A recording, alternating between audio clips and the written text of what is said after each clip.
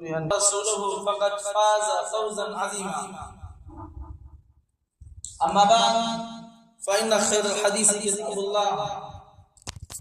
وخير الهدي هدي محمد صلى الله عليه وسلم وشر الأمور محدثاتها وكل محدثة بدعة وكل بدعة ضلالة وكل ضلالة في النار أو كما قال النبي صلى الله عليه وسلم. أعوذ بالله من الشيطان الرجيم. بسم الله الرحمن الرحيم. ألم تكن آياتي تتلى عليكم فكنتم بها تكذبون قالوا ربنا غلبت علينا شقوتنا وكنا قوما ضالين ربنا أخرجنا منها فإن عدنا فإنا ظالمون. وقال تعالى في مقام آخر عن حال أهل جهنم وهم يصطرخون فيها ربنا أخرجنا نعمل صالحا غير الذي كنا نعمل أولم نعمركم ما يتذكر فيه من تذكر وجاءكم النذير فذوقوا فما للظالمين من نصير. وعن أبي ذر رضي الله عنه قال رسول الله صلى الله عليه وسلم إني أرى ما لا ترون وأسمع ما لا تسمعون أطت السماء وحق لها أن تئط ما فيها موضع 4 أصابع إلا وملك واضع جبهته ساجدا لله والله لو تعلمون ما أعلم لضحكتم قليلا ولبكيتم كثيرا وما تلذذتم بالنساء على الفرش ولخرجتم إلى السعودات تجأرون إلى الله سبحانه وتعالى. ہم سب سے پہلے اللہ سبحانہ و تعالیٰ کی تعریف اور توصیف بیان کرتے ہیں جو اللہ ہمارا خالق و مالک، ہمارا روزی رساں اور ہماری فریادوں کا سننے والا اور ہماری مصیبتوں کو دور کرنے والا اور تمام انسانیت کا وہی اکیلا کارساز اور دستگیر ہے، وہی حاجت روا ہے اور وہی اکیلا مشکل کشا ہے. اما یجیب المضطر اذا دعاه ويكشف السوء ويجعلكم خلفاء الارض. اللہ سبحانہ و تعالی نے اپنی اسی قوت کا اور حقیقت کا اظہار کرتے ہوئے بندوں سے سوال پوچھا ہے کہ بھلا بتاؤ اور جواب دو کہ کون ہے جو مضطر کی بے چینی جس کے دل میں ہو اور جو پریشان حال ہو، اس کی پریشانی، اس کی بے اطمینانی، اس کی بے چینی کون دور کرتا ہے؟ ومن يكشف السوء ويجعلكم خلفاء الارض. اور بیماریوں کو دور کرنے والا کون ہے اور کون ہے بھلا بتاؤ جو زمینوں میں یہ ایک دوسرے کو جانشین بنانے کا سسٹم اور نظام جس نے رکھا ہے. الہ مع اللہ، کہ اللہ سبحانہ و تعالیٰ کے علاوہ بھی کوئی الہ ہے، کوئی معبود ہے، کہ اس کے علاوہ بھی کوئی پوجنے کے قابل ہے؟ قلیلا ما تذکرون. لیکن انسانوں تمہارا حال یہ ہے کہ تم نصیحت بہت کم قبول کرتے ہو. اللہ سبحانہ و تعالیٰ کی تعریف و توصیف بیان کیوں نہ کروں جو اللہ سبحانہ و تعالیٰ اس کی ثنا اور تسبیح ساتوں آسمان کے فرشتے ہر وقت ہمہ وقت کرتے ہیں. ابھی جو میں نے حدیث شریف آپ کے سامنے پڑھی ہے اس میں اسی چیز کا بیان ہے کہ اللہ کے نبی صلی اللہ علیہ وسلم نے فرمایا تھا کہ ما فیہا موضع 4 اصابع کہ آسمان کی سطحوں میں یا آسمان کے پوری پہنائیوں میں آسمان کے چپے پر 4 انگور کی بھی جگہ نہیں ہے جہاں کوئی فرشتہ موجود نہ ہو، اس حال میں موجود نہ ہو کہ واضع جبہتہ ساجدا للہ، کہ اپنی پیشانی کو اور اپنی جبہے کو یا اپنی جبین نیاز کو یا اپنی جبین عقیدت کو یا جبین عبادت کو جھکائے ہوئے نہ ہو. یہ اللہ سبحانہ و تعالیٰ کے جلال کا عالم اور اس کی قدرت کا عالم ہے اور اس کے پاور کا یہ عالم ہے. اور پھر فرمایا کہ اطت السماء وحق لها ان تئط، آسمان چرچرا رہا ہے اور چرچرانا اس کا حق ہے، یعنی اتنا زیادہ بوجھ اس کے اوپر ہے اور اتنا زیادہ وہ ثقیل اور بوجھل ہو گیا ہے کہ اطت السماء وحق لها ان تئط، اور اس کا چرچرانا بنتا بھی ہے. میں اس کا یہ ترجمہ کرتا ہوں، یعنی اس کے لیے حق ہے، مناسب ہے کہ وہ چرچرائے، اس لیے کہ آسمانوں پر اتنے عظیم الشان فرشتوں کا موجود ہونا، پھر اللہ سبحانہ و تعالیٰ کی تسبیح و حمد بیان کرنا اور اپنی پیشانی کو اللہ سبحانہ و تعالیٰ کے حضور رکھے رہنا، یہ تمام باتیں بتلاتی ہیں کہ اللہ سبحانہ و تعالیٰ کتنے عظیم پاور کا مالک ہے اور کتنا وہ مختار مطلق اور قادر مطلق ہے. میں اس میں تشریح بھی بیان کروں گا. آج کے جمعے کے موقع پر یہ بیان کر دوں اور بتا دوں کہ آج کا جو ہماری گفتگو کا موضوع ہے وہ عذاب جہنم کی ہولناکی ہے، اور اللہ کے نبی صلی اللہ علیہ وسلم نے جہنمیوں کے حالات کے بارے میں یا جہنم کی صفت کے بارے میں یا جہنم کی کیفیت اور کنڈیشن کے بارے میں جو باتیں ارشاد فرمائی ہیں وہ باتیں میں آپ کے سامنے رکھ سکوں۔ میں زیادہ تفصیل میں نہ جاتے ہوئے اسی حدیث سے اپنی بات شروع کرتا ہوں۔ پہلے اللہ سبحانہ و تعالیٰ سے دعا کرتا ہوں کہ اللہ سبحانہ و تعالیٰ تمام انبیاء علیہ السلام پر صلاۃ و سلام نازل فرمائے ہماری جانب سے اور تمام مومنین کی جانب سے، اور اللہ سبحانہ و تعالیٰ اعلیٰ علم دین میں اعلیٰ مقام انہیں نصیب فرمائے، اور ہر لمحہ انوار سے انہیں ان کے قبر تربت مبارک کو منور فرمائے۔ اللہ سبحانہ و تعالیٰ ہمیں اور آپ کو حق کہنے اور بولنے اور اس پر عمل پیرا ہونے کی توفیق نصیب فرمائے۔ قرآن و سنت میں اللہ سبحانہ و تعالیٰ نے جو چیزیں واضح فرما دی ہیں اور نبی اکرم صلی اللہ علیہ وسلم کی زبانی جو باتیں اور جو حقائق ارشاد فرما دیے ہیں، یعنی اللہ کے نبی صلی اللہ علیہ وسلم نے وہ احوال اور وہ حقائق اور وہ مناظر اپنی آنکھوں سے دیکھے ہیں جس کی بنیاد پر اللہ کے نبی صلی اللہ علیہ وسلم پر فکر آخرت کا غلبہ رہتا اور آپ خوف و خشیت الہی میں ہر وقت مصروف رہتے۔ اور کبھی فرماتے ہیں کہ ہود یعنی سورہ ہود نے اور سورہ ہود جیسی سورتوں نے مجھے بوڑھا کر دیا ہے، شیبتنی ہود واخواتها، مجھے سورہ ہود اور اس جیسی دوسری سورتوں نے جس میں اللہ سبحانہ و تعالیٰ نے جہنم کا بیان یا جہنمیوں کا بیان یا اپنے عذاب و سزا کا بیان یا جہنمیوں کی چیخ و پکار کا بیان یا اللہ سبحانہ و تعالیٰ نے اپنی قدرت کا بیان کیا ہے۔ اللہ سبحانہ و تعالیٰ نے سورہ فاطر میں ارشاد فرمایا آیت نمبر 21 میں کہ وَهُمْ يَصْطَرِخُونَ فِيهَا رَبَّنَا أَخْرِجْنَا نَعْمَلْ صَالِحًا غَيْرَ الَّذِي كُنَّا نَعْمَلْ أَوَلَمْ نُعَمِّرْكُم مَّا يَتَذَكَّرُ فِيهِ مَن تَذَكَّرَ وَجَاءَكُمُ النَّذِيرُ۔ یعنی اللہ سبحانہ و تعالیٰ نے یہ بیان فرما رہا ہے، اس سے پہلے کی جو آیت ہے وہ جنت کے بارے میں ہے، یعنی جنت کا عیش و آرام، جنت کا بہترین منظر اللہ سبحانہ و تعالیٰ نے پیش فرمایا ہے۔ پھر اگلی آیت یہی آیت ہے، پھر اللہ سبحانہ و تعالیٰ نے جنت کے پہلو بہ پہلو یعنی اسی کے ساتھ ساتھ جہنمیوں کو بیان کیا ہے سورہ فاطر میں وَهُمْ يَصْطَرِخُونَ فِيهَا۔ اللہ سبحانہ و تعالیٰ کے اس لفظ کو اگر حقیقت کی نگاہوں سے انسان سمجھ لے کہ اللہ سبحانہ و تعالیٰ نے جو الفاظ استعمال کیے ہیں وہ الفاظ ہی یعنی وہ الفاظ کا لایا جانا ہی ہم مومنین کو یہ بتلاتا ہے کہ جہنمیوں میں کتنا دردناک اور کتنا چیخ و پکار ہوگا۔ وَهُمْ يَصْطَرِخُونَ فِيهَا، یعنی جس طرح ہم اپنے جب اس تلفظ کو ادا کرتے ہیں، جب اس لفظ کو نکالتے ہیں تو کتنا مشکل سا لگتا ہے۔ وَهُمْ يَصْطَرِخُونَ فِيهَا، اللہ سبحانہ و تعالیٰ جہنمیوں کے چیخ و پکار کے بارے میں جہاں یہ بیان لا رہا ہے، فرما رہا ہے کہ الذین کفروا لهم نار جہنم، اور وہ لوگ جنہوں نے کفر اختیار کیا یعنی اللہ سبحانہ و تعالیٰ کی آیتوں کو نہیں مانا، ڈینائی کیا، اور رسول اکرم صلی اللہ علیہ وسلم کے پیغام حق نما صفات کو انہوں نے ٹھکرایا تو فرمایا کہ لا یقضى علیہم فیموتوا، وہ جہنم میں جب جائیں گے اور اللہ سبحانہ و تعالیٰ کے جلال کو، اس کے غیر سامانی کو اور اس کے عذاب کو دیکھیں گے، دکھوں سے بھری ہوئی اس جگہ کو دیکھیں گے، یصطرخون فیہا، وہ وہاں چیخ و پکار اس انداز میں کریں گے کہ ان کی آوازیں جہنم کی دیواروں سے ٹکرا کر واپس آ جائیں گی۔ وَهُمْ يَصْطَرِخُونَ فِيهَا رَبَّنَا أَخْرِجْنَا نَعْمَلْ صَالِحًا غَيْرَ الَّذِي كُنَّا نَعْمَلْ۔ پھر اللہ سبحانہ و تعالیٰ کے حضور یہ فریاد کریں گے آہوزاری کے ساتھ، رو کر گڑگڑا کر یا ربنا اخرجنا نعمل صالحا غیر الذی کنا نعمل، اے پروردگار، اے پالنہار، اے ہمارے رب، اخرجنا نعمل صالحا غیر الذی کنا نعمل، اس دکھ سے ہمیں چھٹکارا نصیب فرما، یہاں سے مجھے نکال دے اور اس دکھوں بھری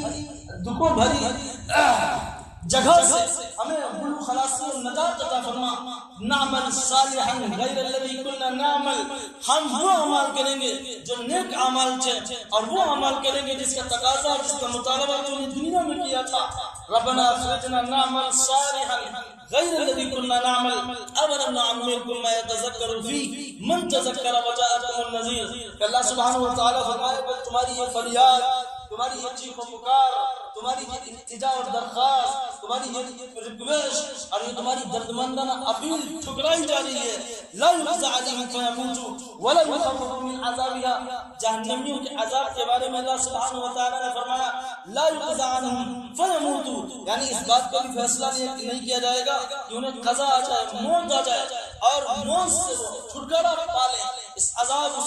سے اور اس دکھ بھرے عذاب سے وہ اپنے آپ کو بچا لے۔ اللہ سبحانہ و تعالیٰ فرماتا لا یقضى علیہم فیموتوا ولا یخفف من عذابها، پھر ان کے عذاب میں، ان کی سزا میں تخفیف اور ہلکا بھی نہیں کیا جائے گا، یعنی دن بدن اللہ سبحانہ و تعالیٰ انہیں بار بار ٹارچر کرواتا رہے گا فرشتوں کے ذریعے، اور اس دکھ بھرے مقام میں انہیں ہمیشہ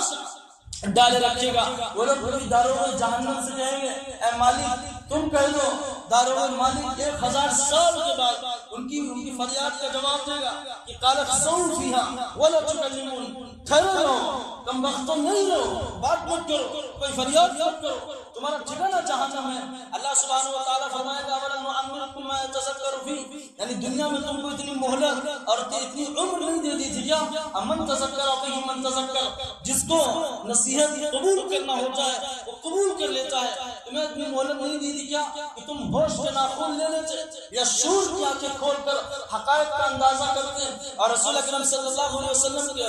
کے دوارا بتائے ہوئے حقائق پر، اور اللہ سبحانہ و تعالیٰ نے جو قرآن کریم میں حقائق بتلائے تھے، جو دلائل دیے تھے توحید پر، وحدانیت پر، یکتائی پر، اور رسول اکرم صلی اللہ علیہ وسلم کی صداقت پر، اور جہنم کے حق ہونے پر، جنت کے حق ہونے پر، آخرت کے برپا ہونے پر، میدان حشر کے وقوع پر، یہ ساری باتیں تمہارے سامنے نبی علیہ السلام نے بھی بتلا دی تھی۔ اتنا موقع تھا کہ کوئی تذکر نصیحت قبول کرنے والا نصیحت قبول کر سکتا تھا۔ اولم نعمرکم ما یتذکر فیہ من تذکر وجاءکم النذیر، پھر مزید یہ کہ تمہارے اوپر کتاب ہدایت بھی نازل کی تھی، انبیاء علیہ السلام کا ایک سلسلہ بھی قائم فرمایا تھا، اور وہ روحانی سلسلہ اللہ سبحانہ و تعالیٰ نے اپنے برگزیدہ منتخب اور چنے ہوئے سلیکٹڈ بندے بھیجے تھے تاکہ تمہارے اندر پیغام ہدایت کو قبول کرنے کی رمق جاگے اور اس کا احساس جاگے، اپنی حقیقت کو تم پہچانو، اور اللہ سبحانہ و تعالیٰ کی قدرت کو، اس کے پاور کو، اس کے جلال و قہر سامانی کو، اور اس کے عذاب کو یا اس کی نعمتوں کو دیکھ کر تمہارے اندر ہوش کے ناخن لینے کی صلاحیت پیدا ہو۔ من تذکر وجاءکم النذیر، تمہارے پاس نذیر بھی آئے، ڈرانے والے بھی آئے، ہر امت میں آئے۔ وَلَقَدْ بَعَثْنَا فِي كُلِّ أُمَّةٍ رَسُولًا أَنِ اعْبُدُوا اللَّهَ وَاجْتَنِبُوا الطَّاغُوتَ، اللہ فرماتا ہے کہ ہم نے ہر امت میں، ہر قوم میں، ہر نیشن میں، ہر علاقے میں اللہ سبحانہ و تعالیٰ نے اپنے رسول، اپنے پیغمبر، اپنے میسنجر بھیجے، اور سب کا بنیادی مشن، سب کی دعوت کا یہی مشن تھا ان اعبدوا اللہ واجتنبوا الطاغوت، اللہ سبحانہ و تعالیٰ کی عبادت کرتے رہنا، طاغوت سے بچتے رہنا، یعنی اللہ سبحانہ و تعالیٰ کے علاوہ جن چیزوں کی پوجا کی جاتی ہے یا جن کا احترام کیا جاتا ہے یا جن کی طاقت سے ڈرا جاتا ہے یا جس کو اعلیٰ اور برتر سمجھا جاتا ہے اس سے بچتے رہنا۔ ان اعبدوا اللہ واجتنبوا الطاغوت فمنهم من هدى الله ومنهم من حقت عليه الضلالة، تو تم میں سے بعض ایسے تھے جو اللہ سبحانہ و تعالیٰ کی دکھلائی ہوئی راہ پر آئے اور اللہ سبحانہ و تعالیٰ نے ہدایت کی دولت سے جنہیں سرفراز فرمایا اور ایمان کی عظیم الشان دولت جنہیں نصیب فرمائے۔ ومنهم من حقت عليه الضلالة، اور تم میں ہی سے بعض لوگ ایسے بھی تھے جن پر گمراہی چسپاں ہو گئی، اور اللہ سبحانہ و تعالیٰ کا قول ثابت آ گیا کہ اللہ وتمت کلمۃ ربک لأملأن جہنم من الجنة والناس اجمعین۔ بہرکیف میں نبی علیہ السلام کی اس حدیث کو بیان کر دوں اور اس کی تھوڑی سی تشریح کرتا چلوں جو حضرت ابو ذر رضی اللہ عنہ کے تعلق سے حضرت ابو ذر رضی اللہ عنہ بیان کرتے ہیں کہ انی ارى ما لا ترون واسمع ما لا تسمعون، اللہ کے نبی صلی اللہ علیہ وسلم ارشاد فرماتے ہیں کہ میں علم نبوت کی بنیاد پر اللہ سبحانہ و تعالیٰ کی جانب سے دیے ہوئے حقائق کی بنیاد پر یا اس بصیرت کی بنیاد پر وہ حقائق دیکھتا ہوں، وہ مناظر دیکھتا ہوں، وہ احوال دیکھتا ہوں جو تم نہیں دیکھ سکتے اور تمہارے اندر طاقت بھی نہیں ہے۔ انی ارى ما لا ترون واسمع ما لا تسمعون، اور وہ باتیں سنائی دیتی ہیں مجھے، اور اللہ سبحانہ و تعالیٰ کی قدرت سے مجھے وہ باتیں سنواتا ہے جس سے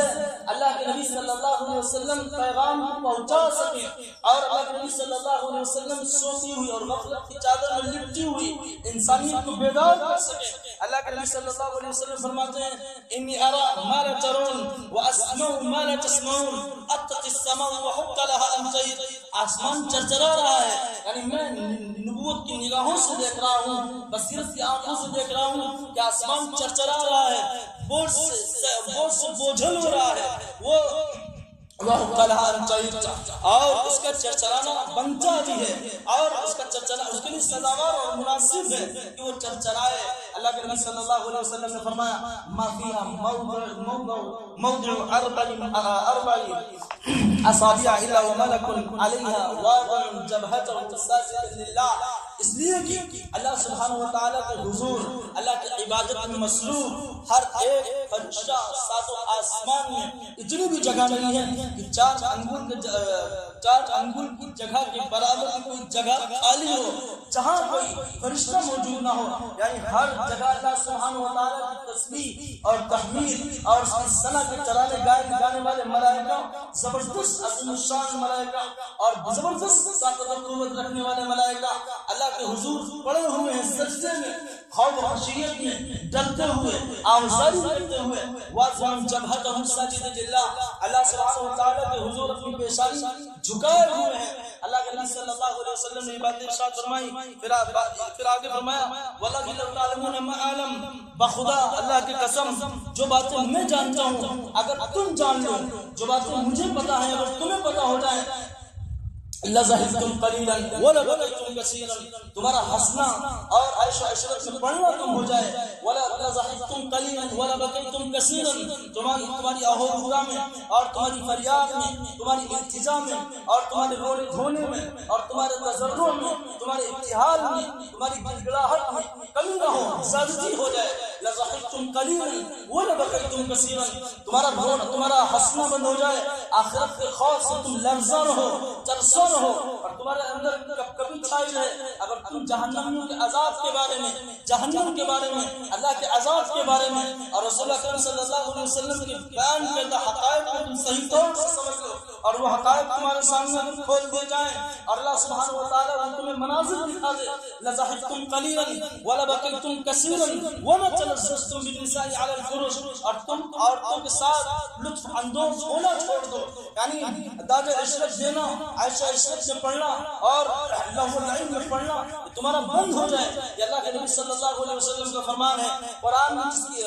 ہے فَلْيَضْحَكُوا قَلِيلًا وَلْيَبْكُوا كَثِيرًا جَزَاءً بِمَا كَانُوا يَكْسِبُونَ۔ اللہ کے نبی صلی اللہ علیہ وسلم نے فرمایا پھر آگے وَاللَّهِ مَا تَلَذَّذْتُمْ بِالنِّسَاءِ عَلَى الْفُرُشِ وَلَخَرَجْتُمْ إِلَى الصُّعُودَاتِ تَجْأَرُونَ إِلَى اللَّهِ سبحانہ وتعالی، اور تم اللہ سبحانہ وتعالی کی خوف و خشیت میں اور اس کے جلال سے ڈرتے ہوئے، اس کے جلال سے ڈرتے ہوئے، اس کے عذاب سے ڈرتے ہوئے تم میدانوں کی جانب نکل جاؤ اور دعا کرتے ہوئے، آہوزاری کرتے ہوئے، زار و قطار روتے ہوئے، جن میں خوف و خشیت کو پالے ہوئے اللہ کے جلال کے احساس کے ساتھ تمہارے دل بھر جائیں، تجأرون الی اللہ سبحانہ وتعالی، تم میدانوں کی جانب، جنگلی علاقوں کی جانب، پہاڑوں کی دامن میں، صحراؤں میں، چپتے ہوئے صحراؤں میں، جنگلوں میں، بیابانوں میں نکل جاؤ۔ اللہ سبحانہ وتعالی اگر تمہارے سامنے وہ حقائق آشکار کر دے اور ظاہر کر دے اور منکشف کر دے، یہ اللہ کے نبی صلی اللہ علیہ وسلم کی حدیث ہے کہ کوئی عام عالم کی بات نہیں ہے، یہ اللہ کے نبی صلی اللہ علیہ وسلم کی حقیقت سے آشنا کرنے والی اور ہماری نگاہوں کو کھول دینے والی اور ہمارے اندر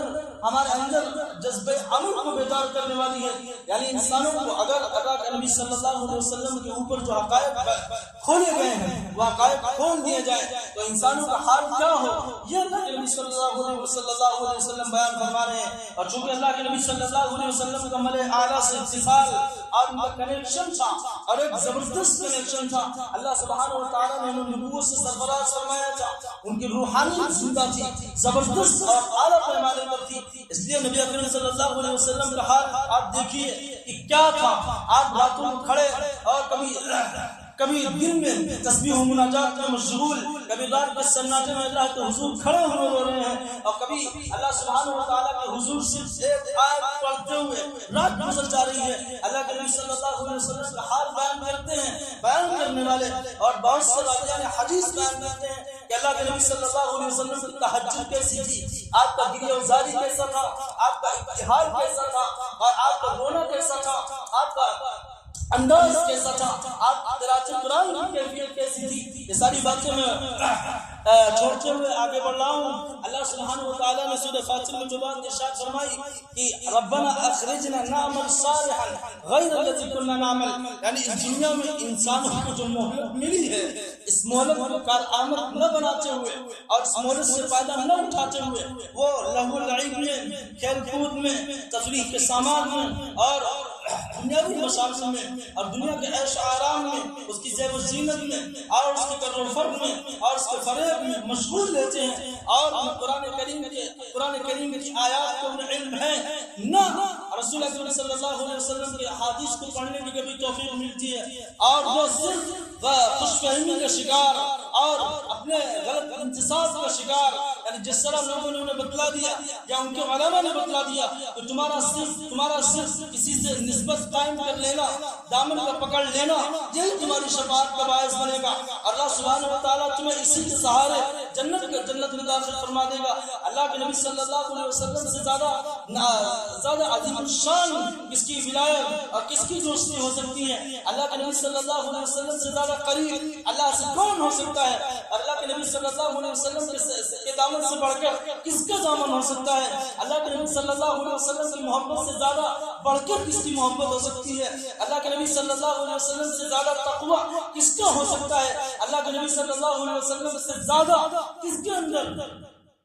خوف و خشیت الہی ہو سکتی ہے؟ اللہ کے نبی صلی اللہ علیہ وسلم سے جب ربیعہ بن مالک نے کہا کہ اللہ کے نبی صلی اللہ علیہ وسلم میری آرزو ہے، میری تمنا ہے کہ میں بھی جنت میں آپ کی مصاحبت اختیار کروں، آپ کے ساتھ رہوں، آپ کا دیدار پاؤں اور آپ کے دیدار سے مشرف ہوتا رہوں۔ اللہ کے نبی صلی اللہ علیہ وسلم کی مصاحبت پانا چاہتے ہو، مرافقت پانا چاہتے ہو، اور اس دنیا میں تم ہم سے قریب ہو اور نزدیک ہو، آخرت میں بھی قربت یہی نزدیک کی چاہتے ہو، تو فَأَعِنْ عَلَى نَفْسِكَ بِكَثْرَةِ السُّجُودِ، تو چاہیے یہ کہ تم اپنے آپ کی مدد کرو کثرت سجود سے، یعنی بہت زیادہ عبادتوں کا اہتمام ہو، قرآن کی تلاوت کا اہتمام ہو، اور دینی چیزوں کا اہتمام ہو، اور اللہ کے نبی صلی اللہ علیہ وسلم کو وہ موقع میسر آئے اور وہ اوسط کو ہاتھ لگے کہ اللہ سبحانہ و تعالیٰ شفاعت کرنے کا تمہیں شفاعت کرنے کی انہیں اجازت دے دے۔ تو اللہ کے نبی صلی اللہ علیہ وسلم یہ بیان فرما رہے ہیں کہ کسی کا حسب، کسی کا نسب، کسی کی شرافت، کسی کی ولایت، کسی کا علم، کسی کا تقوی، کسی کی للہیت، کسی کی بڑا دنیا میں چودراہٹ اور ریاست، یہ اللہ سبحانہ و تعالیٰ کے نزدیک معنی نہیں رکھتی ہے۔ معنی جو چیز رکھتی ہے اور اللہ سبحانہ و تعالیٰ کے نزدیک محترم جو شے ہے اور جو چیز ہے جس کی بنیاد پر فیصلہ ہوگا وہ تمہارا حسن عمل ہوگا، تمہارے نیک اعمال ہوں گے، اور وہی دفتر اعمال تمہارے سامنے پیش کیے جائیں گے۔ پھر اللہ سبحانہ و تعالیٰ انہیں اعمال کی بدولت اللہ سبحانہ و تعالیٰ اپنی خوشی سے، اپنی خوشی اور رضامندی سے تمہیں جنت کی ابد آباد نعمتوں کا حقدار و مستحق بنائے گا، اور اللہ سبحانہ و تعالیٰ تمہیں وہ نعمتیں، وہ آسائشیں، وہ جنت عطا فرمائے گا کہ خواب و خیال میں کبھی اس کی نعمتوں کے بارے میں تم نے نہیں سوچا ہوگا، کبھی تم نے نہیں پڑھا ہوگا کہ جنت کی نعمتوں کا عالم کیا ہے، اس کی کنڈیشن کیا ہے، اس کی کیفیت کیا ہے، اس کی بڑائی کیا ہے، اس کی زیادت کیا ہے، اس کا حسن کیا ہے، اس کی بیوٹی کیا ہے، اس کا رونق کیا ہے، اس کا جمال کیا ہے، اس کی خوبصورتی کیا ہے، اس کی رانائی کیا ہے، اور اس کے اندر اللہ سبحانہ و تعالیٰ نے کس طرح کی مخلوق پیدا کی ہے، اور اللہ سبحانہ و تعالیٰ تمہیں ہر غم سے آزاد اور ہر فکر سے تم کو آزاد وہاں جنت میں جب داخل کرے گا تو وہ جنت ایسی ہوگی جو ہمیشہ کی ہوگی، جہاں کسی قسم کا کوئی خوف، کوئی کھٹکا، کوئی غم، کوئی ٹینشن نہیں ہوگا۔ اللہ سبحانہ و تعالیٰ اس کے بارے میں ارشاد فرماتا ہے، میں انشاءاللہ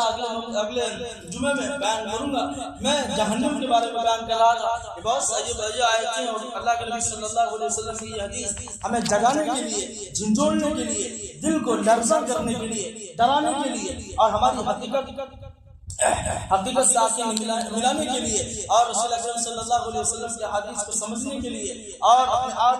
اپنے آپ کو آخرت کے مناظر کے لیے آخرت کے احوال کے تعلق سے بیدار رہنے کے لیے یہ ساری باتیں کافی ہیں جو اللہ کے نبی صلی اللہ علیہ وسلم نے ارشاد فرمائی ہیں اور قرآن کریم میں اس کا بیان ہے۔ اللہ کے نبی صلی اللہ علیہ وسلم نے اور زیادہ تفصیل سے بیان فرمایا ہے کہ جہنمیوں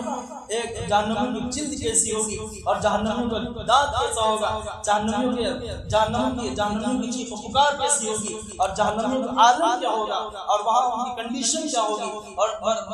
داروغ جہنم کا رد عمل کیا ہوگا، رسپانس کیا ہوگا، یہ ساری باتیں ارشاد فرمائی ہیں۔ میں زیادہ بات کو طویل نہ کرتے ہوئے اللہ سبحانہ وتعالیٰ سے دعا کرتا ہوں کہ اللہ سبحانہ وتعالیٰ ہمیں اور آپ کو عمل کرنے کو توفیق سے نوازے اور اپنے اندر احساس پیدا کرنے کی